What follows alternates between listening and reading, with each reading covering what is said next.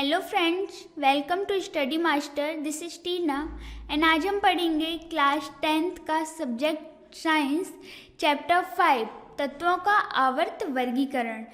आपने 9th class में पढ़ा था कि हमारे आसपास के पदार्थ यानी तत्व मिश्रण एवं यौगिक के रूप में उपस्थित रहते हैं। हमने यह भी सीखा था कि तत्व एक ही प्रकार के परमाणुओं से मिलकर बने होते हैं। तो क्या आप जानते हैं कि आज तक कितने तत्वों का पता चल चुका है?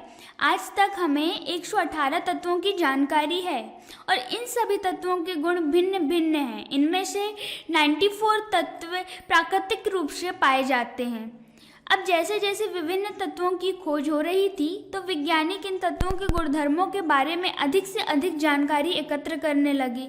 उन तत्वों के इन जानकारियों को व्यवस्थित करना बड़ा ही कठिन लगा। उन्होंने इन गुणधर्मों में एक ऐसा प्रतिरूप ढूंढना आरंभ किया जिसके आधार पर इतने सारे तत्वों का आसानी से अध्ययन किया जा सके। तो इस प्रकार से जो है आवर्त सारणियाँ बनाई गई। तो आवर्त सारणी को यदि आप एक बार देखेंगे तो पता चल जाता है कि धातु किधर है, अधातु किधर है और उपधातु किधर है, जिससे आप आसानी से तत्वों की जानकारी ले सकते हैं। हम इसको एक उदाहरण से समझेंगे। जैसे दुकानों में साबुनों को एक साथ एक स्थान पर रखा जाता है जबकि बिस्कुटों को एक साथ दूसरे स्थान पर रखा जाता है। यहाँ तक कि साबुनों में भी जो नहाने का साबुन होता है और कपड़े धोने का साबुन होता है, सबको अलग अलग रखा जाता है। इसी प्रकार वैज्ञानिकों ने भी तत्वों को उनके गुणधर्मों के आधार पर वर्गीकृत करने के कई प्रयास किए ताकि अव्यवस्थित को व्यवस्थित किया जा सके। सबसे पहले ज्ञात तत्वों को धातु एवं अधातु में वर्गीकृत किया गया। जैसे जैसे तत्वों एवं उनके गुणधर्मों के बारे में हमारा ज्ञान बढ़ता गया वैसे वैसे उन्हें वर्गीकृत करने के प्रयास किए गए। तो सबसे पहले डोबेराइनर, जो कि एक साइंटिस्ट का नाम है, तो डोबेराइनर ने अपना एक सिद्धांत दिया या अपना एक नियम दिया, तो इसे ही डोबेराइनर का त्रिक सिद्धांत बोलते हैं। इन्होंने क्या किया, तो इनके नियम के अनुसार 3-3 तत्व वाले ऐसे समूह बनाए जाएं जिसमें त्रिक के 3 तत्वों को उनके परमाणु द्रव्यमान के बढ़ते हुए क्रम में रखने पर बीच वाले तत्व का परमाणु द्रव्यमान 2 तत्वों के परमाणु द्रव्यमान का लगभग औसत होता है। यानी डोबेराइनर ने परमाणु द्रव्यमान के ऊपर नियम बनाया। इन्होंने क्या बोला कि हमें 3-3 तत्वों को ऐसे समूह बनाने हैं जिसमें 3 तत्वों में से उनके परमाणु द्रव्यमान को बढ़ते हुए क्रम में रखना है। यानी आसपास के जो 2 तत्व हैं उनका परमाणु द्रव्यमान बीच वाले तत्व के परमाणु द्रव्यमान का लगभग औसत होता है। तो हम इसको एक एग्जाम्पल से समझें। जैसे ये लिथियम है, सोडियम है एंड पोटेशियम है। ये एक ही आवर्त के 3 तत्व हैं। तो हम देखें, लिथियम का परमाणु द्रव्यमान 6.9 होता है, सोडियम का 23 होता है और पोटेशियम का 39 होता है। तो हम इस नियम के अनुसार देखते हैं, यदि 39 प्लस 6.9 यानी लगभग ये 7 मान लेते हैं इसको, 7 में 39 को ऐड करेंगे तो कितना होगा 46। और यहाँ क्या बोल रहा है, परमाणु द्रव्यमान का लगभग औसत होता है, तो इसका औसत निकालेंगे। 39 प्लस 7 46 को 2 से डिवाइड करेंगे तो कितना आता है 23 ही आता है। यानी इन तत्वों में तो ये नियम लागू हो रहा है इस तरह से। अब हम इसका असफलता का कारण देखेंगे तो वहाँ पता चल जाएगा कि ये जो डोबेराइनर का सिद्धांत है, त्रिक सिद्धांत, ये सफल क्यों नहीं हुआ। तो डोबेराइनर उस समय तक ज्ञात तत्वों में केवल 3 ही त्रिक बना सके। 3 ही त्रिक मतलब 3-3-3 करके त्रिक बनाए थे, यानी 9 तत्वों को। ओनली 9 तत्वों में इन्होंने इस नियम को लागू किया। ये बाकी के जो तत्व थे उनमें ये नियम लागू नहीं हो रहा था, इसलिए तत्वों का वर्गीकृत करने का यह त्रिक पद्धति असफल रहा। जैसे हमने यहाँ पे देखा कि बीच वाले तत्व का परमाणु द्रव्यमान अन्य आसपास के 2 तत्वों के परमाणु द्रव्यमान का लगभग औसत होता है। इनमें तो ये नियम लागू हो रहा है। ऐसे 9 तत्वों में ही ये नियम लागू होता है, बाकी के तत्वों में ये नियम लागू नहीं होता। इसलिए डोबेराइनर का ये त्रिक सिद्धांत असफल हो जाता है। डोबेराइनर के त्रिक सिद्धांत के असफल हो जाने के बाद न्यूलैंड ने 1863 में एक सिद्धांत प्रतिपादित किया जिसे न्यूलैंड का अष्टक नियम कहते हैं। और इस नियम के अनुसार जिस प्रकार संगीत के फर्स्ट और आठवें स्वर में समानता होती है, जैसे सा रे गा मा पा धा नी सा, इसमें फर्स्ट स्वर आठवें स्वर से समानता रखता है, तो न्यूलैंड के अनुसार उसी प्रकार यदि तत्वों को परमाणु भार के बढ़ते हुए क्रम में रखा जाए तो हर आठवां तत्व पहले तत्व के गुणों में समानता प्रदर्शित करता है ना। जैसे हम यहाँ पे देखें, lithium, barium, boron, carbon, nitrogen, oxygen, fluorine और सोडियम। तो यहाँ क्या है, न्यूलैंड ने उस समय तक ज्ञात तत्वों में सबसे कम परमाणु द्रव्यमान वाले तत्व हाइड्रोजन, ठीक है, हाइड्रोजन से शुरू करके 56वें तत्व थोरियम तक बढ़ते क्रम में तत्वों को जमाया। जैसे हम यहाँ पे देख सकते हैं लिथियम से, ये तो यहाँ पे लिथियम 1 2 3 4 5 6 7 और ये 8, सोडियम 8वें नंबर पे आया लिथियम के बाद। तो फर्स्ट तत्व लिथियम 8वें तत्व सोडियम से गुणों में समानता रखता है, ठीक है। तो यही है न्यूलैंड का अष्टक नियम, फर्स्ट तत्व 8वें तत्व से समानता रखता है। लेकिन इस नियम की असफलता के कुछ कारण थे। क्या हुआ था, न्यूलैंड के नियम से परमाणु क्रमांक 20 तक ही 8वें तथा फर्स्टवें तत्व में समानता है, लेकिन इसके बाद इनका नियम पालन नहीं करता है, ठीक है।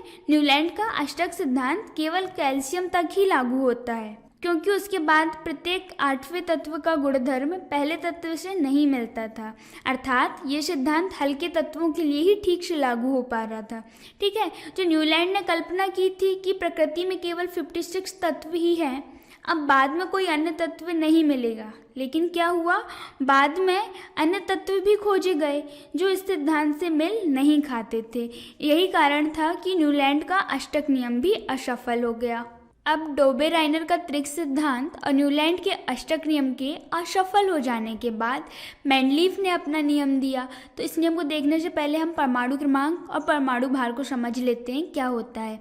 परमाणु क्रमांक किसी परमाणु के नाभिक में उपस्थित प्रोटॉन का संख्या परमाणु क्रमांक कहलाता है। कोई भी परमाणु है, उसके नाभिक में जो प्रोटॉन उपस्थित होते हैं, तो जो प्रोटॉन की संख्या होती है वही उसका परमाणु क्रमांक भी कहलाता है। जैसे हम यहाँ क्लोरीन को देख लें तो क्लोरीन में प्रोटॉन 17 होते हैं, ठीक है। प्रोटॉन 17 होते हैं, जिसमें इलेक्ट्रॉन भी 17 होंगे, बिकॉज परमाणु में इलेक्ट्रॉन की संख्या इक्वल टू प्रोटॉन की संख्या, यानी इलेक्ट्रॉन की संख्या प्रोटॉन की संख्या के बराबर होती है, ठीक है। और यहाँ क्या बोल रहा है, परमाणु के नाभिक में उपस्थित प्रोटॉन का संख्या ही परमाणु क्रमांक कहलाता है। तो यहाँ प्रोटॉन का संख्या 17 है, तो इस तत्व का परमाणु क्रमांक भी 17 होगा। इसके बाद हम देख लेते हैं परमाणु भार क्या होता है। तो परमाणु के नाभिक में उपस्थित प्रोटॉन तथा न्यूट्रॉन की संख्या का योग परमाणु भार कहलाता है। यहाँ पे परमाणु भार क्या होता है, प्रोटॉन की संख्या प्लस न्यूट्रॉन की संख्या का योग परमाणु भार होता है। जैसे हम यहाँ पे सोडियम को देखें तो सोडियम धातु का परमाणु क्रमांक क्या होता है, 11, ठीक है। तो इसमें प्रोटॉन की संख्या कितनी होगी, प्रोटॉन की संख्या इक्वल टू होता है इलेक्ट्रॉन की संख्या। अभी हमने देखा था प्रोटॉन की संख्या किसके इक्वल होता है, इलेक्ट्रॉन की संख्या। इसका परमाणु क्रमांक 11 होता है, यानी इसमें इलेक्ट्रॉन कितने हैं, 11। इलेक्ट्रॉन 11 है, यानी प्रोटॉन भी इसमें 11 होंगे। तो यहाँ पे 11 प्रोटॉन और न्यूट्रॉन कितने होते हैं, इसमें सोडियम में 12 न्यूट्रॉन होते हैं। तो इसके अनुसार क्या बोल रहा है कि परमाणु के नाभिक में उपस्थित प्रोटॉन तथा न्यूट्रॉन की संख्या का योग परमाणु भार कहलाता है। तो परमाणु भार क्या हो जाएगा सोडियम का, 11 + 12 = 23। तो सोडियम का परमाणु भार 23 हो जाएगा, ठीक है। अब हम यहाँ देखेंगे मेंडलीफ की आवर्त सारणी का नियम क्या है और आधुनिक आवर्त सारणी का नियम क्या है। यहाँ पे हम ओनली मेंडलीफ की आवर्त सारणी और आधुनिक आवर्त सारणी का नियम देखेंगे। इसके बाद हम मेंडलीफ की आवर्त सारणी और आधुनिक आवर्त सारणी में क्या डिफरेंस है, दोनों में क्या अंतर है, वो देखेंगे। फिर हम दोनों के कॉन्सेप्ट को डिटेल में समझेंगे। मेंडलीफ आवर्त सारणी के और आधुनिक आवर्त सारणी का क्या कॉन्सेप्ट है, हम उसको पूरा डिटेल में समझेंगे। तो यहाँ सबसे पहले हम देख लेते हैं मेंडलीफ की आवर्त सारणी का नियम। इस नियम के अनुसार तत्वों के भौतिक तथा रासायनिक गुण उनके परमाणु भार के आवर्ती फलन होता है। ठीक है, मेंडलीव की आवर्त सारणी के नियम के अनुसार क्या होता है कि जो तत्वों के भौतिक और रासायनिक गुण हैं वो उन तत्वों के परमाणु भार के आवर्ती फलन होते हैं। ठीक है, तो ये नियम आप याद रखिएगा, एग्जाम में पूछा जा सकता है कि मेंडलीव की आवर्त सारणी का क्या नियम है। ठीक है, इसी तरह अब आधुनिक आवर्त सारणी का नियम, इसे भी याद रखना है। तो आधुनिक आवर्त सारणी के नियम के अनुसार तत्वों के भौतिक तथा रासायनिक गुण उनके परमाणु क्रमांक के आवर्ती फलन होते हैं। बस यहाँ यही डिफरेंस है कि मेंडलीव की आवर्त सारणी में परमाणु भार के आवर्ती फलन होते हैं और आधुनिक आवर्त सारणी या मॉडर्न पीरियोडिक टेबल में परमाणु क्रमांक के आवर्ती फलन होते हैं। ठीक है, आधुनिक आवर्त सारणी का नियम क्या है? इस नियम के अनुसार तत्वों के भौतिक तथा रासायनिक गुण उनके परमाणु क्रमांक के आवर्ती फलन होते हैं। तो ये दोनों नियम को आप याद रखिएगा। ठीक है, अब हम मेंडलीव की आवर्त सारणी और आधुनिक आवर्त सारणी में क्या डिफरेंस है ये देख लेते हैं, दोनों में क्या अंतर है। इसमें फर्स्ट पॉइंट है, तत्वों को उनके परमाणु भार के बढ़ते हुए क्रम में व्यवस्थित किया गया है। मेंडलीव की आवर्त सारणी में जो तत्व हैं उनको परमाणु भार के बढ़ते हुए क्रम में व्यवस्थित किया गया है, यानी जिन तत्वों का परमाणु भार कम है उनको पहले और जिन तत्वों का परमाणु भार ज़्यादा है उनको बाद में, इस तरह से बढ़ते हुए क्रम में रखा गया है। तो वहीं आधुनिक आवर्त सारणी में तत्वों को उनके परमाणु क्रमांक के रूप में व्यवस्थित किया गया है, यानी परमाणु क्रमांक के बढ़ते हुए क्रम में व्यवस्थित किया गया है। सेकंड पॉइंट है, मेंडलीव की आवर्त सारणी में हाइड्रोजन का स्थान निश्चित नहीं है। मेंडलीव की जो आवर्त सारणी है उसमें हाइड्रोजन का कोई स्थान नहीं है। ठीक है, उसमें हाइड्रोजन को, इसलिए हाइड्रोजन को आवारा तत्व भी कहा जाता है बिकॉज उसका कोई स्थान ही निश्चित नहीं था। लेकिन जो मॉडर्न पीरियोडिक टेबल थी, आधुनिक आवर्त सारणी, उसमें हाइड्रोजन का स्थान निश्चित है। नेक्स्ट पॉइंट है, मेंडलीव की आवर्त सारणी में समस्थानिकों के लिए कोई स्थान नहीं है। ठीक है, जो मेंडलीव की आवर्त सारणी थी उसमें समस्थानिकों का स्थान ही नहीं था, लेकिन आधुनिक आवर्त सारणी में समस्थानिकों का उचित स्थान है। क्या है, यहाँ देखिए, जो मेंडलीव की आवर्त सारणी है इसमें समस्थानिकों का कोई स्थान ही नहीं। क्यों? यहाँ समस्थानिकों का स्थान क्यों नहीं था? आप लोग पढ़े होंगे समस्थानिक और संभारित, है ना। तो देखिए, यहाँ समस्थानिक का स्थान इसलिए नहीं था बिकॉज यहाँ परमाणु क्रमांक का बात ही नहीं किया गया है। यहाँ क्या बोला गया था मेंडलीव की आवर्त सारणी में? ये तो परमाणु भार के आवर्ती फलन होते हैं, यानी परमाणु क्रमांक की यहाँ पे बात ही नहीं की गई थी। और समस्थानिक क्या होता है? जिसमें परमाणु क्रमांक समान हो और परमाणु भार भिन्न हो। और जब परमाणु क्रमांक पता ही नहीं तो यहाँ समस्थानिक का कैसे पता चलेगा? ठीक है, यानी ये समभार यानी संभारित में था। कौन? मेंडलीव की आवर्त सारणी। तो यही हम आधुनिक आवर्त सारणी को देखें तो इसमें परमाणु भार और परमाणु क्रमांक दोनों हैं, यानी संभारिक और समस्थानिक दोनों हैं, इसलिए आधुनिक नियम सफल हुआ। आधुनिक आवर्त सारणी जो मॉडर्न पीरियोडिक टेबल है वो सफल हुई और मेंडलीव की आवर्त सारणी असफल हो गई। अब हम मेंडलीव की आवर्त सारणी को डिटेल में देख लेंगे।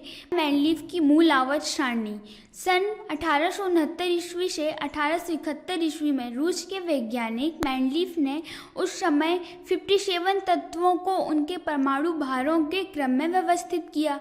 आपको पता है अब तक कितने तत्वों को आवर्त सारणी में व्यवस्थित किया जा चुका है?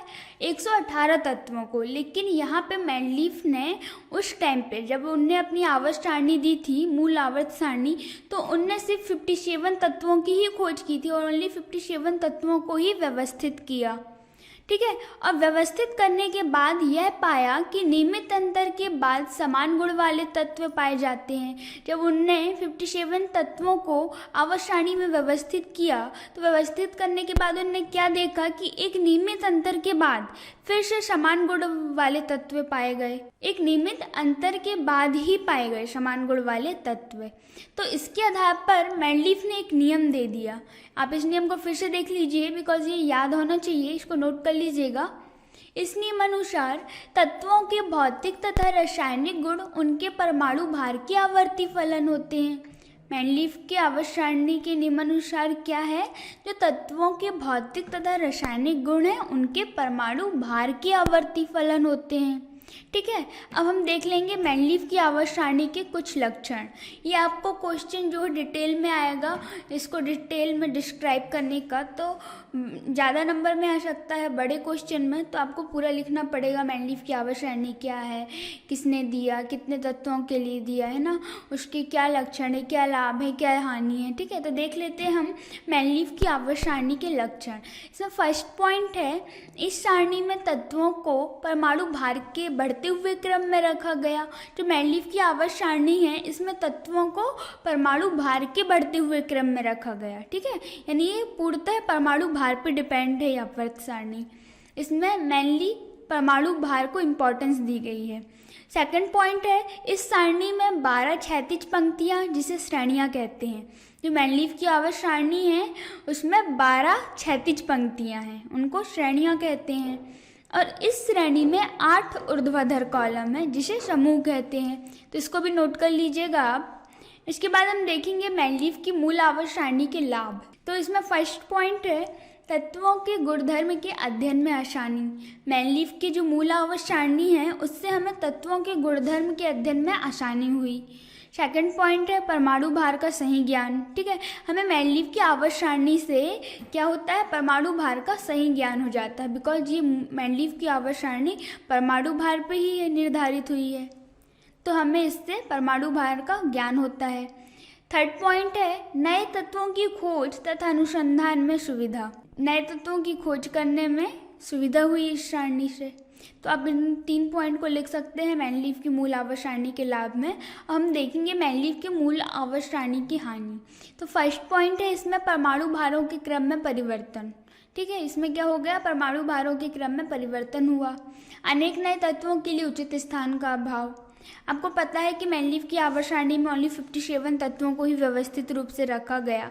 अब 57 तत्वों के बाद जब और नए तत्व खोजे गए और नए नए तत्वों को खोजा गया तो उनके लिए इस सारणी में कोई उचित स्थान नहीं था। ठीक है, तो ये इसकी हानि हो गई कि अनेक नए तत्वों के लिए कोई उचित स्थान नहीं था, है ना। नेक्स्ट पॉइंट है, तत्वों का मूल लक्षण उसका परमाणु क्रमांक होता है। यहाँ पे कैसे गलत बताया है इसको, कि जो तत्वों का मूल लक्षण मैनलीफ की आवर्त सारणी में इसको गलत बताया है। उसने बोला है परमाणु भार होता है, लेकिन रियलिटी क्या होती है कि तत्वों का मूल लक्षण उसका परमाणु क्रमांक होता है, परमाणु भार नहीं होता। लेकिन मैनलीफ की आवर्त सारणी में परमाणु भार को बताया गया है, तो ये इसकी हानियाँ हैं। अब हम देखेंगे आधुनिक आवर्त सारणी क्या है, इसकी क्या विशेषता है। ठीक है, जब मैनलीफ की आवर्त सारणी असफल हो गई तो फिर मोसले ने, वैज्ञानिक मोसले ने एक मॉडर्न पीरियोडिक टेबल बनाया, आधुनिक आवर्त सारणी बनाया, जो अभी तक चल रही है। बिकॉज उसमें कोई भी पॉइंट गलत नहीं थे तो वो असफल नहीं हुई, और मोसले की आधुनिक आवर्त सारणी ही सफल हुई, जिसको हम अभी भी पढ़ते हैं। तो इसको दीर्घाकार आवर्त सारणी भी कहते हैं। तो जो आधुनिक आवर्त सारणी है उसमें परमाणु क्रमांक पर निर्धारित किया गया है।